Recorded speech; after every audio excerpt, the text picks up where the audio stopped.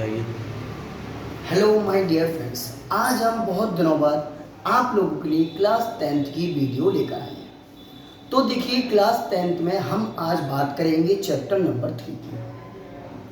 तो chapter number जो 3 है उसकी रिक्वायरमेंट आ रही थी हमारे पास कि सर चैप्टर नंबर 3 की वीडियोस भेजिए। तो आज हमने चैप्टर नंबर 3 की बात करना स्टार्ट किया है।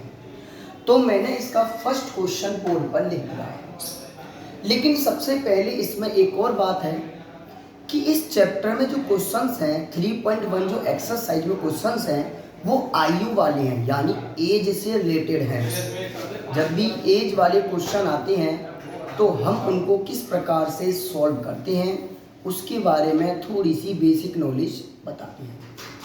तो सबसे पहले आपको एक बात ध्यान होनी चाहिए कि वर्तमान का मतलब क्या होता है। वर्तमान का मतलब होता है जो समय चल रहा है। यानी जैसे मैं तुमसे कह सकता हूँ कि मैं खाना खा रहा हूँ या मैं पढ़ा रहा हूँ, तो मैं तुम्हें पढ़ा रहा हूँ तो ये वर्तमान हो गया। हमें वर्तमान एज की बात भी करनी है, इसमें वर्तमान भी यूज किया जाएगा, इसलिए मैंने वर्तमान भी आपको बता दिया।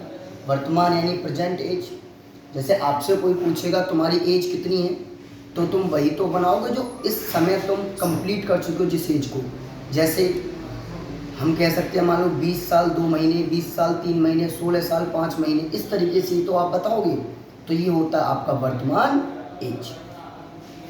फिर होता है आपका पूर्व या पहले। पूर्व यानी बीता हुआ समय, पहले यानी निकला हुआ समय। जैसे हाई स्कूल में तुम किस क्लास में थी, 9th में किस क्लास में थे। मान लीजिए कोई इंटर कर रहा है, मैंने उससे पूछा कि हाई स्कूल में तुम जब हाई स्कूल की थी वो किस सन में की थी। मान 2022 में कोई इंटर करेगा तो सिंपल सी बात है 2 साल पहले उसने हाई स्कूल की थी। तो ये पूर्व का मतलब होता है बीता हुआ समय। जब बीते हुए समय की बात करेंगे, जो प्रेजेंट समय होगा, इसमें से जितने वर्ष पहले की बात करते हैं उसको घटाते हैं, ये तो पूर्व की बात हुई। अब हमने बात करी पश्चात यानी बाद। बाद का मतलब क्या होता है? बाद का मतलब होता है आने वाला समय। जैसे आप लोग मान लीजिए स्कूल में गए, वहां पर आपके मित्रों ने आपसे पूछा कि भाई आज खेलने चलना है, तो आप क्या कहोगे? स्कूल के बाद मैं खेलने चलूँगा। यानी स्कूल के बाद पहला काम स्कूल का है, दूसरा काम खेलने का है। ऐसे ही इसमें भी पश्चात या बाद का नाम आएगा। तो उस समय मतलब क्या होगा? आपका आने वाला समय होगा। कौन सा समय? आने वाला समय। जब भी आने वाला समय होता है तो उसमें टाइमिंग यानी वर्ष को जोड़ते हैं। क्या करते हैं? उसमें जोड़ते हैं।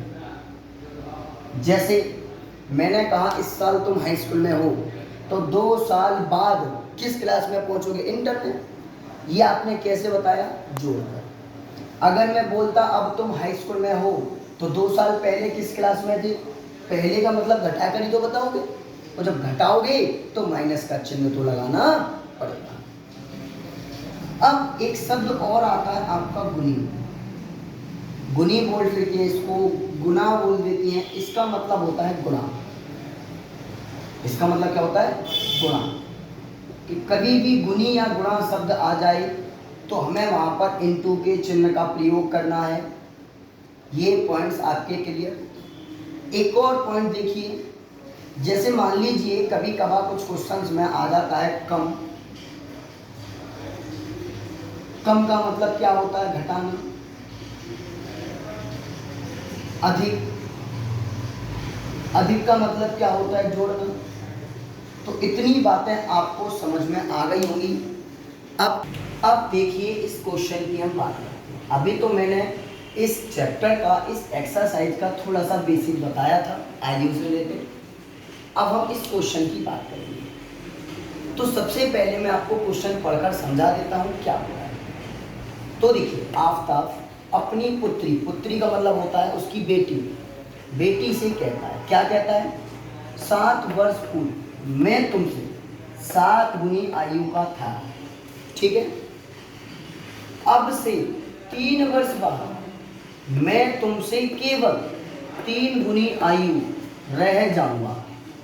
इस स्थिति को बीजगणितीय एवं ग्राफीय रूपों में व्यक्त कीजिए। तो देखिए, इस एक्सरसाइज में, इस पूरे चैप्टर में सबसे पहले जिसका नाम आएगा उसे हमें x मानना है, और जिसका नाम बाद में आएगा उसे हमें y मानना है। लिखिए, माना। सबसे पहले मैंने क्या लिखा? माना। इसमें पहला नाम आ रहा है आफताब। माना आफताब की वर्तमान आयु, उसको मैंने माना x। वर्तमान मैंने अभी समझाया था आपको, वर्तमान का मतलब होता है प्रेजेंट एज, जो इस समय हमारी एज चल रही है। चलिए, दूसरा नाम आ रहा उसकी बेटी का। तो आफताब की पुत्री की वर्तमान आयु, तो पुत्री की आयु को मैंने मान लिया y। इतना आप सभी को समझ में आया? आफताब की वर्तमान आयु x, उसकी पुत्री की वर्तमान आयु y। अब लिखेंगे हम प्रथम शर्त, और प्रथम शर्त में किस तरीके से हमें करना है वो समझिए। प्रथम शर्त में उसने बोला है 7 वर्ष पूर्व। देख लीजिए, तो मैंने यहाँ पर लिख दिया 7 वर्ष पूर्व, और पूर्व का मतलब होता है पहले, अभी मैंने बताया था। और पहले का मतलब होता है घटाना। पहले का मतलब क्या होता है? घटाना। तो क्या लिखेंगे अब हम? 7 वर्ष पूर्व आफताब की आयु। अब वर्तमान शब्द नहीं आएगा, क्योंकि अब हम पहले बीती हुई आयु की बात कर रहे हैं, प्रेजेंट की बात नहीं कर रहे हैं। इस समय आयु कितनी है आफताब की? x। कितने साल पहले गए हम? 7 वर्ष पहले। तो माइनस का कितना करेंगे हम? 7। उसके बाद हम बात करेंगे 7 वर्ष पूर्व आफताब की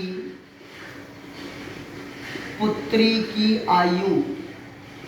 अब इस समय पुत्री की आयु कितनी मानी है मैंने? y। 7 साल पहले, तो माइनस का 7 कर दिया। इतना समझ में आया? उसके बाद हमको दोनों की आयु को बराबर करना है। क्यों करना है बराबर वो सुनिए।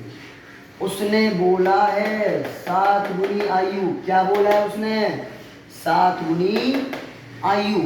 तो जब 7 गुनी बोला है तो हमें इन दोनों में से किसी एक में 7 से गुणा करना पड़ेगा। अब मान लीजिए दोनों की आयु होंगी तो अलग अलग, बेटी की कम होगी और पिता की ज़्यादा होगी। अब दोनों की आयु बराबर करनी है, तो आप खुद बताइए मुझे कमेंट करके कि मुझे किस में गुणा करना पड़ेगा दोनों में से। मुझे करना पड़ेगा बच्चों बेटी की आयु में। क्यों? क्योंकि देख लीजिए, अगर पिता की आयु तो हमेशा ज़्यादा होती है और बेटी की आयु कम होती है, तो बेटी की आयु में मुझे 7 से गुणा करना पड़ेगा। तो ये वाले समीकरण, ये तो बिंदु ऐसा का ऐसा रहेगा। जब मैं 7 का गुणा y में करूँगा तो 7y आ जाएगा, माइनस 7 का गुणा 7 में करूँगा तो 49 आ जाएगा। 7 49। अब इनका कर लीजिए पक्षांतर। पक्षांतर का मतलब होता है साइड चेंज करना। इनको बुला लीजिए इधर। यहाँ पर ये दोनों तो थे, ये प्लस का है तो इधर आकर हो गया माइनस का, और ये माइनस का है तो इधर आकर हो गया प्लस का। बराबर में कुछ नहीं है तो क्या बचेगा? 0। हमारा नियम है पहले x वाला पद आएगा, फिर y वाला पद आएगा, उसके बाद आएगी अचर राशियाँ। यहाँ पर है 49, यहाँ पर है 7, इनको घटाओगे तो प्लस का 42 बचेगा और बराबर में 0।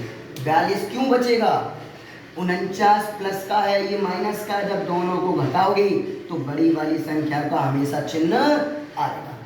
इसको मैंने नाम दे दिया समीकरण नंबर 1। अब हम बात करेंगे, अब देखिए हम बात करेंगे द्वितीय शर्त की। अब द्वितीय शर्त क्या कहती है वो सुनिए। द्वितीय शर्त यहां से स्टार्ट होगी हमारी, अब से 3 वर्ष बाद। तो द्वितीय शर्त में आएगा आपका 3 वर्ष बाद। बाद का मतलब होता है पश्चात, और पश्चात का मतलब होता है आने वाला समय। तो हम लिखेंगे 3 वर्ष बाद, 3 वर्ष बाद आफताब की आयु। इस समय आफताब की आयु हमने मानी थी x, और 3 साल बाद तो प्लस का 3 आएगा नहीं आएगा, बाद यानी आने वाला समय। अब बात करेंगे हम 3 वर्ष बाद आफताब की हो गई, अब उसकी बेटी की बात होगी, यानी 3 वर्ष बाद आफताब की पुत्री की आयु। पुत्री की वर्तमान आयु y मानी थी, तो y में कितना जोड़ दिया 3, तो ये निकल आई उसकी पुत्री की भी आयु। दोनों की आयु को आपस में जोड़ दीजिए, जोड़ना नहीं है सॉरी बेटा, बराबर कर लीजिए। अब उसने बोला है 3 गुनी, 3 गुनी का मतलब 3 से गुणा इसमें कर दीजिए। ये तो रहेगा ऐसा का ऐसा। जब 3 का गुणा मैं y में करूंगा 3y, और 3 का गुणा जब 3 में करूंगा तो 9। अब इनको बुला लीजिए इधर, x प्लस 3, ये प्लस का है तो माइनस का हो जाएगा, प्लस का है तो माइनस का हो जाएगा, बराबर में जी। पहले x वाला पद फिर y वाला पद, इन दोनों को जब हल करोगे तो माइनस के 6 और बराबर में जी। इसका नाम दे दिया मैंने समीकरण नंबर 2। अब इसके बाद हम बात करेंगे समीकरण 1 की। अब हम क्या करेंगे, समीकरण 1 की बात करी थी, तो सबसे पहले हम लिखेंगे समीकरण 1 से x का मान निकालने पर। देखिए दोनों समीकरण में या तो हमें x का मान निकालना पड़ेगा या दोनों से y का मान निकालना पड़ेगा। अब मैंने देखा कि दोनों समीकरणों में x का मान निकालना थोड़ा सिंपल था आप लोगों के अकॉर्डिंग, तो मैंने निकाला पहले का। समीकरण 1 को पहले लिख दीजिए। देखिए जिसका भी आपको मान निकालना होता है, जिस x का जिस समीकरण से मान निकालोगे, सबसे पहले उस समीकरण को लिख लीजिए ऐसा का ऐसा। अब मुझे मान निकालना है x का, तो x आएगा ऐसा का ऐसा, तुरंत लगा दीजिए बराबर। ये प्लस का 7y का पक्षांतर करोगे तो माइनस का हो जाएगा, वो माइनस का 7y उधर जाकर प्लस का हो जाएगा, और प्लस के 42 उधर जाकर माइनस के हो जाएंगे। इसका नाम दे दिया मैंने समीकरण नंबर 3। इतना समझ में आया। उसके बाद हम बात करेंगे माना। इसमें जो RHS है, RHS में आ रहा है आपका y, तो y की जगह पर अपनी मर्जी से आप कोई से भी वैल्यू रख सकते हैं, लेकिन इस सवाल को ग्राफ को सरल बनाने के लिए मैं कुछ ऐसे बिंदु रखूंगा जिन्हों से ये ग्राफ छोटा बनेगा। लेकिन अगर आप चाहो तो अपनी मर्जी से कोई से भी बिंदु रख सकते हैं जो आपको उचित लगे, लेकिन कोशिश करना हम ऐसे बिंदु लगाएं कि उनसे जो हमारे पास पॉइंट यानी बिंदु प्राप्त हो वो छोटे छोटे मिलने चाहिए, जिससे ग्राफ बनाने में हमें आसानी मिले। तो देखिए इसकी हम बात करेंगे। y की जगह पर हम ले लेते हैं 5, 6, 7। ये हमने अपनी तरफ से मान लिया है 5, 6, 7। मैंने अभी आपको बताया था आप और भी कुछ भी मान सकते हो। तो हम ये तीनों वैल्यू इसमें पुट करेंगे, एक साथ तो ये वैल्यू पुट नहीं होगी, एक एक करके करेंगे। चलिए उठाइए। तो y बराबर 5 समीकरण 3 में रखने पर जिस समीकरण में वैल्यू रखते हैं पहले उस समीकरण को ही उतार लिया करिए आप। x बराबर 7 गुणा y का मान है आपका 5 और माइनस के 42, 7 पंजे 35 माइनस के 42, इनको घटाकर बचेगा माइनस का 7। पहला पॉइंट रख दिया मैंने। दूसरा देखेंगे हम 6, y बराबर 6 समीकरण 3 में रखने पर 3 को उतार लीजिए। x बराबर 7y माइनस 42, x बराबर 7 गुणा कुछ नहीं है इनके बीच में तो गुणा आएगा, y का मान है आपका 6 और माइनस के 42, x बराबर 7 6 42 माइनस के 42, ये कटकर क्या आ गया 0, ये भी रख दिया हमने। अब हम बात करेंगे 7 की। तो y बराबर 7 समीकरण 3 में रखने पर, ये भी 3 में ही रखेंगे, तो उतार लीजिए इस समीकरण को। x बराबर 7y माइनस 42, x आएगा ऐसा का ऐसा, 7 की जगह 7 तो रहेगा गुणा y की जगह पर 7 माइनस 42, 7 7 49 माइनस 42, 49 में से 42 गई तो 7। ये हमने तीनों पॉइंट रख दिए। अब हम निकालेंगे x comma y, x comma y, x comma y। तो पहले वाले में देखिए x का मान है माइनस के 7, y का मान है आपका 5, पहला पॉइंट निकल आया। दूसरे में आइए, x का मान है 0, y का मान है 6, दूसरा पॉइंट निकला। तीसरे में आइए, x का भी मान 7 और y का भी मान 7, इतना पॉइंट आपको निकालने सीख गए। अब उसके बाद हम निकालेंगे समीकरण 2 से x का मान निकालने पर समीकरण 2 को उतारेंगे। आप देख सकते हो वीडियो को रिवाइज करके पीछे लौटाकर बेटा। तो ये समीकरण था आपका x माइनस 3y माइनस 6 बराबर है, ये आपका समीकरण था। अब हमको x का मान निकालना है तो x ऐसा का ऐसा तुरंत लगा दीजिए बराबर, इनका करेंगे पक्षांतर, प्लस का माइनस का 3y उधर जाकर प्लस का हो जाएगा, माइनस का 6 उधर जाकर प्लस का 6 हो जाएगा। इसका नाम दे दिया समीकरण 4। इसमें भी RHS में देखिए y आ रहा है, तो y की जगह पर आप वैल्यू लगा सकते हो, -2 -1 और 0। अब मैंने इसमें माइनस की वैल्यू क्यों ली, अगर आप इसमें प्लस की वैल्यू लगाते तो ये जुड़कर बहुत ज़्यादा बन जाता। माइनस की वैल्यू लगाने से हमारे छोटे छोटे बिंदु प्राप्त हो जाएंगे। तो देखिए सबसे पहले हम उठाएंगे -2, y बराबर -2 समीकरण 4 में रखना। तो मैंने 4 को उतारा, x बराबर 3y प्लस 6, x ऐसा का ऐसा 3 गुणा y की जगह पर माइनस का 2 प्लस के 6, प्लस माइनस माइनस 3 दूनी 6 प्लस 6, x का मान आ गया 0, पहला पॉइंट खत्म। दूसरे में y इक्वल टू -1 समीकरण 4 में रखने पर 4 को उतारिए, x बराबर 3y प्लस 6, x बराबर 3 गुणा y की जगह पर -1 प्लस 6, प्लस माइनस हो गया माइनस, 3 एकम 3 प्लस 6, इसको सॉल्व करोगे तो बचेगा प्लस का 3। अगला पॉइंट आ गया 0, y बराबर 0 समीकरण 4 में रखने पर 4 को उतारिए,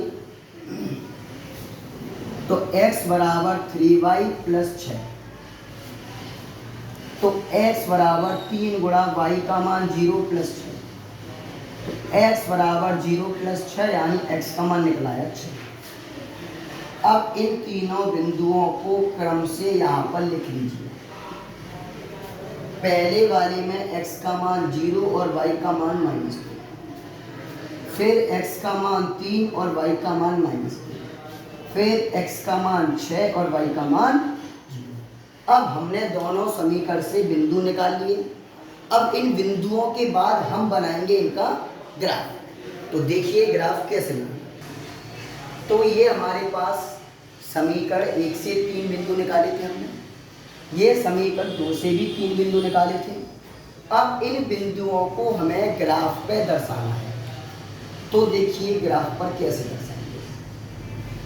सबसे पहले हमको दो अक्ष यानी एक्सिस लेनी पड़ेंगी। इसका नाम होता है एक्स अक्ष, इसका नाम होता है एक्स डैश अक्ष, ऊपर होता है वाई अक्ष, अब नीचे आएगा वाई डैश अक्ष। अब इन दोनों बिंदुओं में, दोनों समीकरण के बिंदुओं में सबसे बड़ा वृत्त का अंक कौन है? 7। 7 है ना, तो 7 तक लाइन करनी है। 1 2 3 4 5 6 7। इधर भी चलिए 1 2 3 4 5 6 7। 1 2 3 4 5 6 7। 1 2 3 4 5 6 7। लिखिए 1 2 3 4 5 6 7। इधर माइनस का आता है, -1 -2 -3 -4 -5 -6 -7। ऊपर आएगा प्लस का 1 2 3 4 5 6 7। -1 -2 -3 -4 -5 -6 -7। ये हमने बिंदुओं को लगा दिया। तो सबसे पहले हमने इस बिंदु की बात करेंगे। इन तीनों बिंदुओं को रखेंगे सबसे पहले। तो पहला आ रहा है x का मान 7, ये होता है x का मान और ये होता है y का मान। तो x अक्ष रही, तो माइनस के 7 इधर आ रहा है हमारा, तो इधर से हमें चलना है। और 5 ऊपर आ रहा है प्लस का, तो ये हमारा मिल गया इस बिंदु पर। तो ये बिंदु हो गया -7, 5। फिर आएगा x का मान 0 और y का मान 6, वो ये रहा। इसका मैंने नाम दे दिया 0,6 बिंदु रख दिया इसको। आगे आएगा x का मान भी 7 है और y का मान भी 7 है, दोनों का मान 7 है। दोनों बिंदुओं को मिला दिया 7। उसके बाद आप लोग क्या करेंगे, पैमाना इन तीनों बिंदुओं पर रखेंगे और उसको आपस में इस तरीके से मिला दीजिए और इन लाइनों को थोड़ा आगे तक और ले लेंगे। ये लाइन आपकी बिल्कुल सीधी आनी चाहिए। और एक बात आपको विशेष ध्यान रखनी है, इनके बीच का जो डिस्टेंस है वो सेम होना चाहिए चारों साइड में। तो पहले वाले समीकरण के बिंदु हमने रिप्रेजेंट कर दिए। अब हम इसकी बात करते हैं दूसरे वाले। x का मान 0 है और y का मान माइनस का है। y का मान ऊपर प्लस का है तो नीचे माइनस का है। पहला मिल गया ये बिंदु 0, आगे बढ़िए।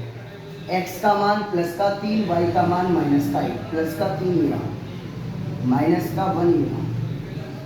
तो ये बना आपका 3, -1। अगला है x का मान 6 और y का मान 0, यानी ये बिंदु आएगा आपका 6, 0। अब फिर वही लाइन इन तीनों को मिलाती है, लाइन खींच दीजिए और ये लाइन इन बिंदुओं को स्पर्श करके जानी चाहिए। इस तरीके से आपका क्वेश्चन नंबर 1 आज खत्म हो चुका है। अब हम आपके लिए सेकंड वीडियो में सेकंड क्वेश्चन लेकर आएंगे। अगर आपको ये क्वेश्चन पूरा समझ में आया हो तो कमेंट में ज़रूर लिखें और हमारे इस वीडियो को लाइक करें और चैनल को सब्सक्राइब करें। नई वीडियो 9th और हाई स्कूल की पाने के लिए हमारे चैनल को सब्सक्राइब जरूर करें। धन्यवाद।